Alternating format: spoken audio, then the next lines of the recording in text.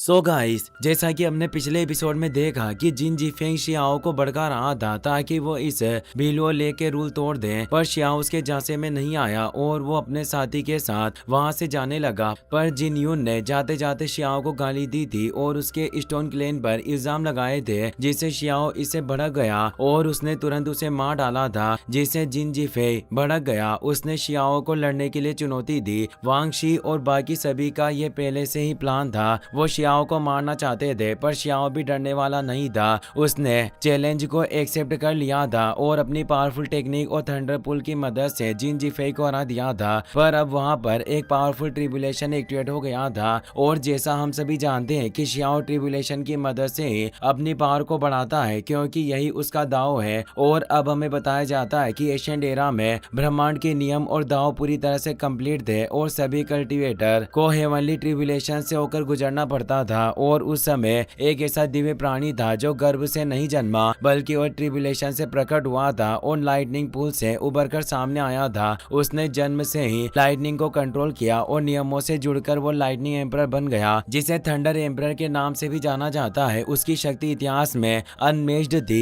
वो लाइटनिंग को अपनी उंगलियों से नचाता था। 9 हेवन में वो ऐसे चलता था जैसे समतल जमीन हो और उसके हाथ उठाते ही हजारों बिजली गिरने लगती थी और उसकी सांसों में स्वर्ग का प्रकोप था। और फुली ग्रोन होने पर वो पूरे रियल्म पर राज करता और हेवन सुप्रीम एग्जीक्यूशन बनता।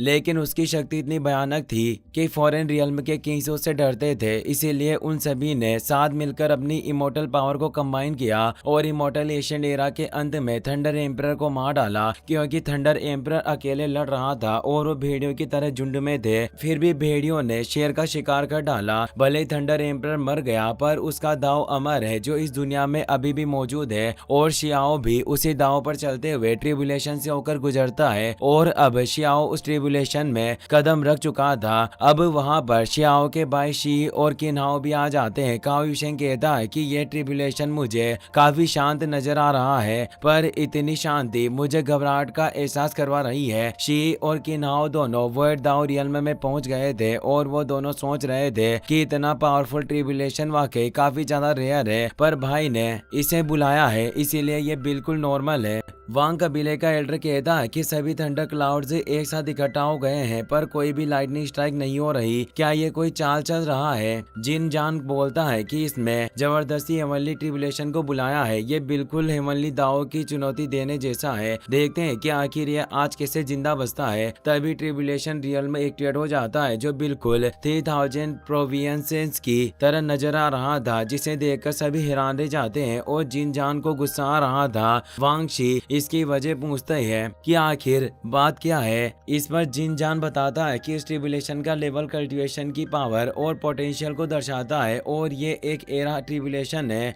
लेकिन आखिर इसे ऐसा ट्रिब्यूलेशन क्यों मिला? वहीं शियाओ को हेवनली ट्रिब्यूलेशन मैनिफेस्टेशन में कई सारे पोर्टल खुल जाते हैं, जिनमें कुछ में इंसानों और फॉरेन रियल्म के राक्षसों के बीच युद्ध चल रहा था और सभी इंसान अपनी मातृभूमि की रक्षा के लिए लड़ रहे थे और विदेशी दुनिया के जीवों को मारना चाहते थे। सभी इस भयानक लड़ाई को देखकर हैरान थे। लिटिल बनी कहती है कि आखिर ये किस तरह का ट्रिब्यूलेशन है? क्या ये एक एरा ट्रिब्यूलेशन है? 9 हेवन एंड 10 अर्थ इसमें समाहित है और शियाओ को इसमें 9 हेवन एंड 10 अर्थ की आपदाओं का सामना करना होगा।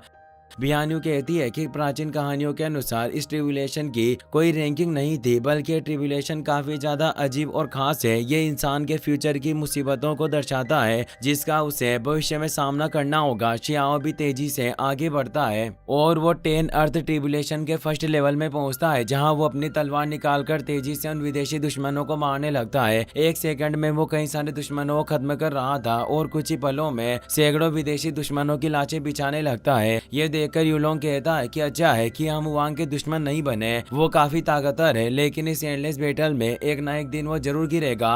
पर शियाओ रुकने वालों में से नहीं था। वो लगातार आगे बढ़ता जा रहा था। वांग कबीले का एल्डर जिन जीफेंग से कहता है कि इस लड़के को ध्यान से देखो। इस लड़के को अब जीनियस कहना काफी नहीं है, बल्कि अब ये एक मॉन्स्टर है जिसे कोई रोक नहीं सकता। जिन जीफेंग कहता है कि अगर ये लड़का जिंदा रहा तो ये फ्यूचर में हमारे कबीले के लिए बहुत ही बड़ा खतरा बन जाएगा। इस पर वांग कबीले का एल्डर कहता है कि इसका मरना अफसोस की बात होगी, इसीलिए मैं इसे गुलाम बनाऊंगा और वो साउंड ट्रांसमिशन ताबीज को एक्टिवेट कर देता है। वहीं शियाओ के सामने अब 10 अर्थ ट्रिब्यूलेशन गेट कीपर आ जाता है, जो काफी विशालकाय मोस्टर था और वो शियाओ पर अपने हाथ से हमला करने लगता है, पर शियाओ एक पावरफुल सोर्ड स्लेट से उसे काट डालता है। अब वो हेवनली ट्रिब्यूलेशन के सेकंड लेवल एंट्रेंस से होते हुए लगातार आगे बढ़ने लगता है और सभी लेवल को पार करते करते शियाओ 8वें लेवल पर पहुंच जाता है और उसके बाद वो 9 हेवन ट्रिब्यूलेशन के पहले बाउंडलेस हेवन ट्रिब्यूलेशन और ग्रेट स्कारलेट ट्रिब्यूलेशन में पहुंचता है, जहां एक जाइंट फिंगर से 3 फॉरेन एम्परर लीडर सामने आते हैं, जिन्हें ट्रिब्यूलेशन के द्वारा मैनिफेस्ट किया गया था। जिनमें से एक एनजीओ होती है जो फॉरेन एम्परर थी।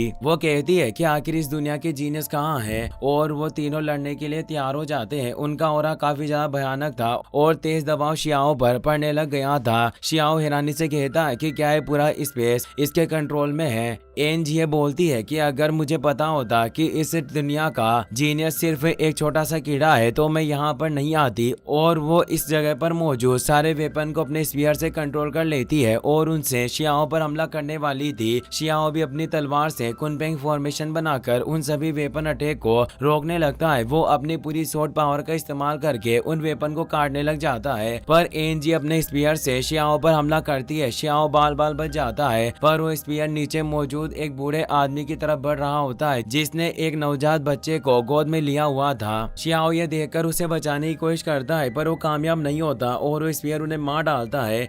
एनजीए कहती है कि तुम हेवन के खिलाफ लड़ना चाहते हो, फिर भी लोगों को बचाने की हिम्मत रखते हो। लड़के, तुम्हारा मन काफी ज्यादा विचलित है। और वो एनलान कबीले की स्पीयर टेक्निक का इस्तेमाल करने लग जाती है। शियाओ को भी एहसास हो जाता है कि ये एनलान कबीले की टेक्निक है। एनजीए कहती है कि लड़के, मुझे तुम्हारी मदद करने दो, मैं तुम्हें हमेशा के लिए सुला दूंगी। और वो उस स्पीयर से थाउजेंड्स ऑफ वेपन बना लेती है जो सभी इंसानों को मारने लग जाते हैं। और अब एनजीए का दूसरा साथी भी सामने आता है जो यूजिन होता है, जो भी फॉरेन एम्परर था। वो कहता है कि मुझे लाल रंग बिल्कुल भी पसंद नहीं है और वो मरे हुए लोगों की एनर्जी को अपने पास लेने लगता है। शियाओ गुस्से में बोलता है कि तुम लोग मौत को दावत दे रहे हो और वो तेजी से हमला करने के लिए आगे बढ़ता है। वो सीधा यूजिन की तरफ बढ़ रहा था, पर यूजिन अपनी उंगली से ही एक पावरफुल सर्किल अटैक से शियाओ को फंसा लेता है और आगे से गायब हो जाता है। शियाओ परेशान हो जाता है। एनजीए फिर से सामने आती है और कहती है कि लड़के, तुम्हें सिर्फ अपनी ताकत का ही इस्तेमाल करना आता है। और वो वापस से अपने सभी वेपन को एक साथ इकट्ठा कर लेती है और यूजिन भी उसकी मदद करने के लिए एक पोर्टल खोल देता है, जिससे वो दूसरे रियल्म से भी वेपन को वहां लाने लगते हैं। लाखों की संख्या में वेपन इकट्ठा होकर एक ड्रैगन का रूप बना लेते हैं और शियाओ पर हमला कर देते हैं। शियाओ जल्दी से एक प्रोटेक्शन शील्ड कास्ट कर लेता है जो उस ड्रैगन रूपी वेपन अटैक को रोकने लगता है, पर वो वेपन लाखों में थे, इसीलिए वो शील्ड सभी को रोक नहीं पा रही थी और वो वेपन शियाओ की बॉडी को चीर रहे थे। इसलिए शियाओ की बॉडी पर कई सारे घाव आने लगते हैं और वो पूरी तरह से खून से सन जाता है। और अब तीसरा फॉरेन एम्परर भी अचानक शियाओ के पीछे आ जाता है। शियाओ को इसका एहसास हो जाता है और वो जल्दी से पीछे अटैक करता है, पर वो पीछे से गायब हो जाता है और अचानक शियाओ के सामने आ जाता है। शियाओ को उसमें अपने एंसेस्टर नजर आते हैं जो उसे कह रहे थे कि वांग, तुमने मुझे निराश किया, तुम इंपियल पास को नहीं बचा पाए। शियाओ इससे इमोशनल हो जाता है। थर्ड एम्परर उसे इल्यूजन में फंसा रहा था। इस मौके का फायदा उठाकर एनजीए शियाओ पर पीछे से स्पीयर अटैक करके उसे और बुरी तरह से घायल कर देती है। और अब यूजिन अपने रिवॉल्व मेथड का इस्तेमाल करता है, जिससे वो शियाओ को ऊपर ले आता है। तभी थर्ड एम्परर गॉडेस लियू के रूप में उसके सामने आता है और कहता है कि छोटे लड़के, अब मैं मरने वाली हूँ और तुम भी, और हम दोनों डार्कनेस में चले जाएंगे। शियाओ जानता था कि वो थर्ड एम्परर है और वो उस पर हमला करने के लिए हाथ उठाता है, पर वो गॉडेस लियू की वजह से हमला नहीं कर पाता। एनजीए कहती है कि लोगों के प्रति अटैचमेंट होना एक आदमी की सबसे बड़ी कमजोरी है और वो कई सारी जंजीरों से हमला करके शियाओ को बुरी तरीके से हड्डियों तक जकड़ लेती है, जिससे शियाओ को काफी तेज दर्द हो रहा था। और अब शियाओ गुस्से में उन सारी जंजीरों को तोड़ देता है, पर वो अब और ज्यादा घायल हो चुका था। थर्ड एम्परर वापस से शियाओ के पास आ जाता है और उसे फिर से इल्यूजन दिखाने लगता है जिसमें वो अपनों की मौतों को देख रहा था। चारों तरफ सिर्फ खून था, वो किसी को भी बचा नहीं पा रहा था। स्टोन ग्रैंडपा और बाकी सभी मारे गए थे। काओ युशेंग की भी लाश पड़ी हुई थी और उसके पास लिटिल बनी बैठकर रो रही थी। शियाओ को लिंगर की याद आती है जो उसका इंतजार कर रही थी और उसे भी उन फॉरेन एम्परर ने मार डाला था। यह देखकर शियाओ का सिर भारी हो जाता है। तभी उस पर वापस से स्पीयर से उसके पैर पर अटैक होता है। शियाओ उस स्पीयर को अपने ही हाथ से बाहर निकाल लेता है। तभी उसे फिर से थर्ड एम्परर सामने नजर आता है जो उससे कहता है कि तुम अपने चारों ओर देखो, जिन्हें तुम बचाना चाहते थे उन्हें बचा नहीं पाओगे क्योंकि यही फ्यूचर है। इंपियल पास नष्ट हो जाएगा जिसमें उसके सीनियर भी मारे गए थे जो युद्ध में उसके साथ मारे गए थे। शियाओ की आंखें कांप उठती है कि यह पास्ट नहीं है बल्कि फ्यूचर है जो आगे चलकर घटित होने वाला है। योजिन कहता है कि आखिर तुम्हें समझ आ ही गया। एनजे कहती है कि हम शाही कबीले के लोग इमोर्टल किंग्स के वंशज हैं। हम में से हर कोई जीवित प्राणी है, हमारे हाथों मरना ही तुम्हारी किस्मत में लिखा हुआ है। अब थर्ड एम्परर भी सामने आ जाता है जिसका नाम डुआनमू यांग होता है। वो कहता है कि तुम सिर्फ जो अराजकता में जन्मे और दुखों में पले बढ़े फिर भी इन बेकार की चीजों का बोझ उठाते हो। वो इमोशन को कंट्रोल करता था, यही उसकी पावर थी। इसी के साथ ये एपिसोड यही खत्म हो जाता है। वीडियो पसंद आई हो तो अपने दोस्तों के साथ जरूर शेयर करें। साथ इस वीडियो को लाइक करने के साथ साथ चैनल को सब्सक्राइब जरूर कर लें। Thanks for watching.